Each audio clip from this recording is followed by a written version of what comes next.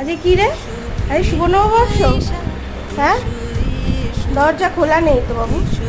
আয় দিকা, সকালে সকালে বলে আজকে শুভ নববর্ষ এভরিওয়ান। কোকো তো তোমাদের বলেই দিল শুভ নববর্ষ। আর আমার গাছে দেখো এই আজকের দিনে কি সুন্দর একটা কত বড় জবা ফুল ফুটেছে।